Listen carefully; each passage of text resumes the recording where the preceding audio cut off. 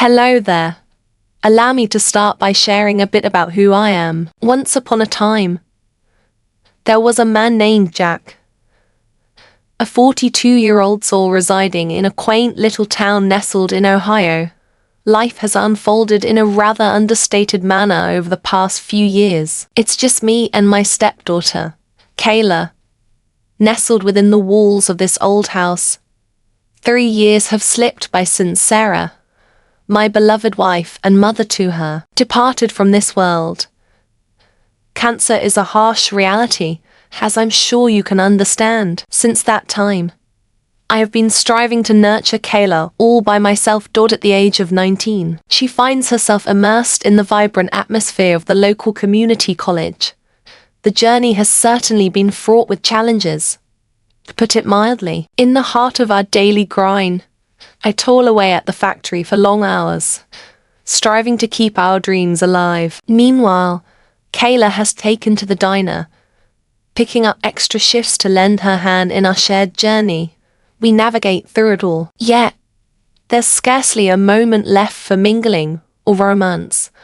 On certain evenings, I find myself so utterly exhausted that I can scarcely keep my eyes open long enough to warm a frozen meal. And let's be real, a fellow has specific desires, if you know what I mean. With my busy schedule, it seems there's little opportunity to venture out and connect with others. Most evenings, I find myself fortunate if I can keep my eyes open long enough to catch the news. On this particular day, the atmosphere of work had been particularly intense.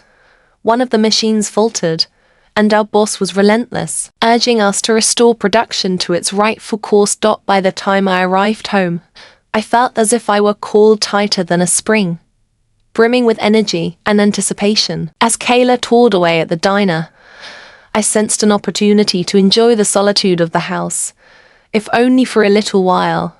With a cold beer in hand, I made my way to my room. Shedding my boots and unbuckling my belt, I settled in, ready to unwind in the only way I knew how. I set the scene with some music, weaving a soundscape to mask any lurking distractions. One must be cautious, ensuring that the neighbors remain blissfully unaware. Wouldn't you agree? In that instant, I found myself enveloped in the experience. I shut tight, utterly unaware of the world around me. I was completely unaware of the front door creaking open or the soft footsteps of Kayla ascending the stairs. In an instant, the door to my bedroom burst open, and there she stood, framed in the doorway, her eyes wide with disbelief. "Oh my God, Dad," she exclaimed, her hand flying to her face in disbelief. I hurriedly sought to shield myself, nearly tumbling off the bed in the midst of it all. "Jesus Christ, Kayla, can't you learn to not?" I snapped. Her face glowed a vivid crimson as she retreated from the room. Apologies escaped her lips, a flurry of words tumbling out in a rush. "I didn't mean to," she murmured, her voice trembling with uncertainty. "I thought you were still at work." With that, she vanished down the hallway, the sound of her door slamming echoing in the silence. I found myself frozen in place, a wave of embarrassment washing over me, my heart pounding in my chest. How was I meant to confront her after everything that had transpired? After a brief pause to gather my thoughts, I made my way downstairs, where I discovered Kayla in the kitchen, gazing into the fridge as if she were attempting to imprint its contents in her memory. With a slight cough, I prepared to speak. "I see you've returned home a bit earlier than expected, haven't you?" With a swift leap, she closed the fridge door behind her. Indeed, the pace was quite leisurely, prompting them to release me ahead of schedule. It seems I missed the chance to reach out, doesn't it? In that moment, we lingered in a heavy stillness, each of us carefully steering clear of the other's gaze. At last, I let out a deep breath. "Listen, Kayla, regarding what you witnessed, I sincerely apologize." Well, that was something, I must admit. I'm at a loss for words. With a swift motion, she shook her head. "Oh no, It's perfectly alright. Well, it's not exactly great, but you catch my drift, right? How about we weave a tale where that moment simply fades into the shadows, never to be spoken of again? Alright, indeed. A solid plan. I concur. It simply did not occur. Yet another moment of aching stillness. With a soft murmur, she announced her intention to take a shower, her footsteps leading her toward the stairs. Indeed, a splendid notion. I affirmed with a nod. I'll whip up some dinner or something like that. She dashed up the stairs and I exhaled deeply, running a hand through my hair. What a chaotic scene. How could we possibly navigate beyond this moment? Sharing a space was bound to be a bit uncomfortable for some time. That much was certain. I reached for another beer and gulped down half of it, seeking to soothe my anxious spirit. If Sarah were present, she would weave a tale that would brighten the mood and bring laughter to the moment. Bring forth the laughter of all. Yet she was absent. That I was navigating this journey all by myself. As I began to gather the ingredients for dinner, a thought crossed my mind. Perhaps it was time to venture into the world of dating once more. Perhaps if I had a companion by my side, moments like this would not come to pass. Yet the mere idea of stepping back into that world seemed utterly draining. For the time being, I must tread with greater caution. Perhaps it's time to secure my bedroom door with a proper lock and engage in slightly uncomfortable yet essential dialogue with Kayla about the importance of privacy and the art of knocking. The distant sound of the shower cascading upstairs pulled me from the depths of my reverie. I let out another sigh. This evening's meal was surely destined to call for an extra round of beer. Much more ale. Despite everything that had transpired, slumber remained elusive, restless. I found myself shifting and turning through the quiet hours of the night. As the clock struck 2 a.m., I surrendered to slumber, only to be roused by the gentle movement of the mattress and the comforting warmth of a body nestled against my back. With a haze of sleep still clinging to me, I found myself believing I was lost in a dream about Sarah. Yet, as I delved deeper into my thoughts, a sudden realization struck me like lightning. It was Kayla. My heart raced as I struggled to grasp the unfolding events. With her arm gracefully resting on my waist, I felt the warmth of her breath gently caressing my neck. Every muscle in my body tensed, a sudden stillness enveloping me. Is that you, Kayla? I murmured softly, striving to maintain my composure. What are you up to? She nestled in closer, a voice a gentle whisper. Rest eluded me as my mind wandered back to earlier moments. With a heavy swallow, I fought to maintain my pose. Listen, my dear, this simply won't do. It is time for you to return to your chamber. Yet, she remained still. Instead, she clenched her hold even more. I miss Mom, she said, her voice thick with feeling. In moments of fear or solitude, I long for the warmth of a comforting embrace. What a tale this is. I realized I ought to send her back to her room with determination. Yet, the sorrow in her voice held me captive.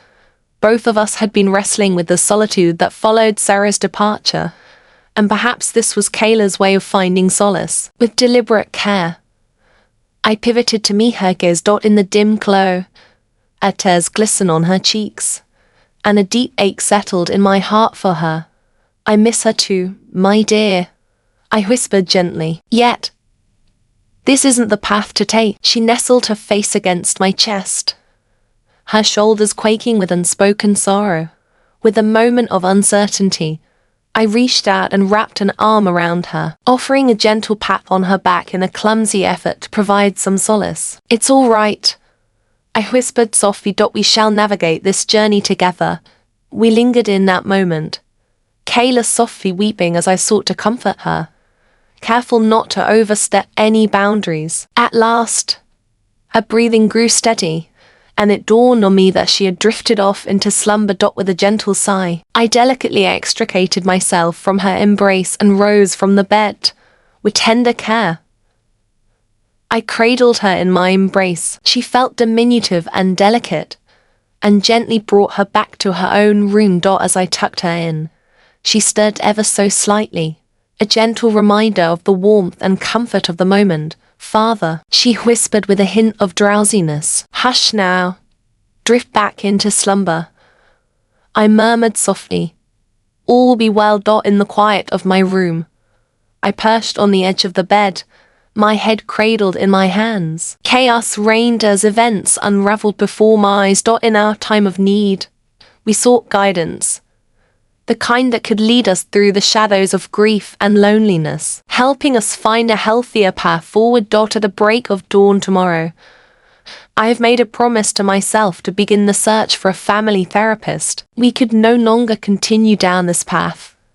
For the benefit of us both, a more promising route lay ahead. As I reclined once more, gazing at the ceiling, I whispered a silent prayer to Sarah. "I'm giving it my all, dear," I murmured softly into the shadows. "Yet, I find myself in need of your wisdom at this moment." With a deep breath, I let my eyelids fall, yearning for the embrace of slumber, trusting that dawn would unveil the answers I sought. As the dawn broke and I opened my eyes, it was as if a massive truck had collided with me during the night. My head throbbed, and my thoughts swirled in a chaotic dance. Confronting the day ahead felt utterly impossible in this state. With a swift flick of my fingers, I sent a message to my boss, weaving a tale of a troublesome stomach bug that had taken hold of me. A weight of remorse lingered within me for the deception. Yet, I found myself in need of space to unravel the complexities of this situation. I sank back into the embrace of my bed, surrendering to a deep slumber that carried me away until the sun climbed high in the sky, marking the arrival of noon. As I finally mustered the strength to rise from my slumber, a profound stillness enveloped the house. I imagined Kayla had ventured off to her classes, or perhaps taken on an extra shift at the diner. In any case, I found myself grateful for the stillness. With a gentle stretch, I rose and made my way down the hallway, my fingers absent-mindedly grazing my chest. My mind was already swirling with ideas as I pondered how to approach the situation with Kayla. It was time for a conversation. That much was clear. Yet, I found myself at a loss, unsure of how to embark on such a challenging dialogue. Engrossed in my musings, I swung open the bathroom door, only to be startled into a jolt of surprise. In the soft glow of the morning light, there stood Kayla, a towel snugly wrapped around her, diligently brushing her teeth at the sink. With a sudden gasp, she dropped her toothbrush, the sound of it clattering against the sink echoing in the quiet room. For a fleeting instant, we stood still, our gazes entwined in the reflection before us. In that moment, the weight of reality crashed down upon me, and I found myself in a frantic search, desperately reaching for a towel that seemed to have vanished into thin air. "Oh my goodness," I gasped, attempting to conceal myself behind the door. "What brings you back to this place?" Kayla twirled, gripping her towel firmly in one hand while shielding her eyes with the other. "Oh my goodness, Dad. Could you please put on some clothes? It seemed you were busy at your job." With a fiery intensity, I retaliated. In a twist of fate, I exchanged my shift with Amber. "I shared that with you under the stars last night." Had she? I found myself at a loss for recollection. All that transpired the previous night felt like a hazy dream. "Just hold your ground, all right?" I uttered, retreating from the threshold. "I'm about to don some trousers." I dashed to my room, my heart racing, and swiftly slipped into a pair of sweatpants. The sound of Kayla's footsteps echoed softly as she made her way down the hallway. "I'm heading to my room," she announced, her voice trembling and sharp. "Perhaps it's time we consider securing our doors in this place." With a resounding slam, her door closed, and I exhaled a breath laced with uncertainty. Oh, could this situation possibly become any more uncomfortable? I whispered, sinking into the embrace of my bed. This could not continue. We could no longer dance around one another, tripping into one embarrassing moment after another. It was time to confront this directly and engage in a sincere dialogue about boundaries, privacy, and navigating our grief in a more constructive manner. With a sense of purpose, I approached Kayla's door. With a deep breath, I rapped gently on the door. "Kayla, a conversation awaits us." A moment later, she opened the door. Her cheeks still flushed with the warmth of her embarrassment. We found ourselves in her room, the atmosphere thick with an unspoken tension. I settled onto her desk chair as she lounged cross-legged on her bed. "Darling," I started to run a hand through my hair. "It's time to gather around and delve into all that has been unfolding. These occurrences, they must not continue." Kayla averted her eyes, a subtle nod escaping her lips. "I understand, Dad. Last night was a bit of a whirlwind, wasn't it? My apologies for any chaos that may have unfolded lately." I find myself wrapped in a haze of confusion. With a sense of anticipation, I leaned forward, my elbows finding a comfortable perch on my knees. "Perplexed, my dear." She bit her lip, her hands fidgeting restlessly in her lap. "Ever since the day we lost Mom, you've stood by my side. Your strength and support have been truly remarkable. Recently, a wave of emotions has been washing over me. A wave of unease washed over me. A feeling of foreboding washed over me, hinting at the direction this was taking. Yet, I clung to the hope that my instincts were misguided. "What sort of emotions are you experiencing, Kayla?" I inquired with a hint of trepidation. She inhaled deeply, her breath quivering with anticipation. "In the depths of my heart, a realization Sturcian beginning to fall in love with you, Dad. Behold, a figure of Jesus Christ." It was more dire than I had imagined. I recline, my thoughts swirling around me. "Oh, Kayla, my dear, that's not quite right." I spoke with a gentle yet resolute tone. "That's not love. Not the sort you're imagining." Her eyes brimmed with tears. "Yet, it resonates with authenticity. You linger in my thoughts, an ever-present echo that I can't shake off. When I laid my eyes upon you yesterday." "Hold on," I interjected, lifting a hand to halt her words. "Hold on a moment. This isn't good for you, Kayla. In this moment, we find ourselves enveloped in sorrow and solitude, a tempest that stirs our hearts and clouds our minds. What you're experiencing isn't the essence of true love. It's a tangled web of uncertainty, perhaps a yearning for connection. It has taken on a twisted form." With a resolute shake of her head, she stood her ground. "You simply don't understand. I understand the depths of my emotions." I let out a long breath. "Gather round, dear one.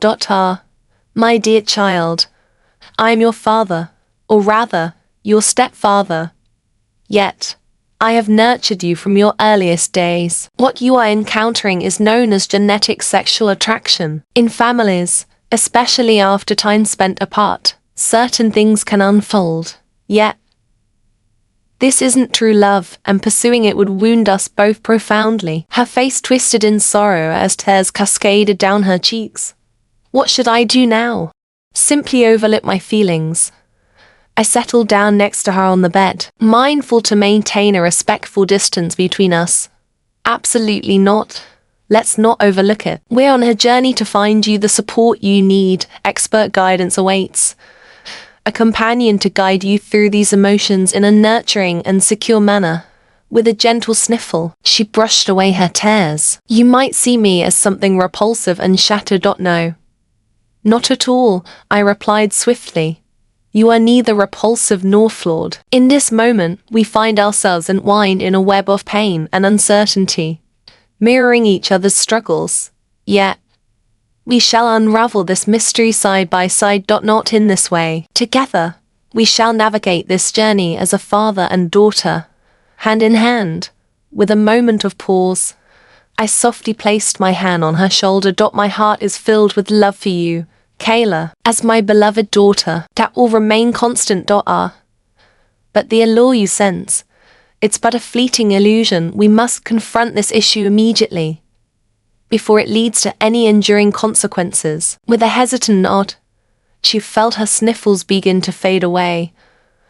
All right, Dad. I'll give it my best shot, that's my girl, I said, a small smile playing on my lips. How about I whip up some lunch for us, and then we can embark on the journey of finding a good therapist? Perhaps we could weave together some fresh guidelines regarding privacy and personal space within our home. As we descended the stairs, a subtle flicker of hope danced within me.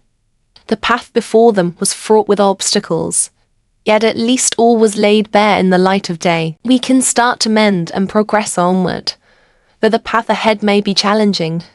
United as a family, we shall find our way through.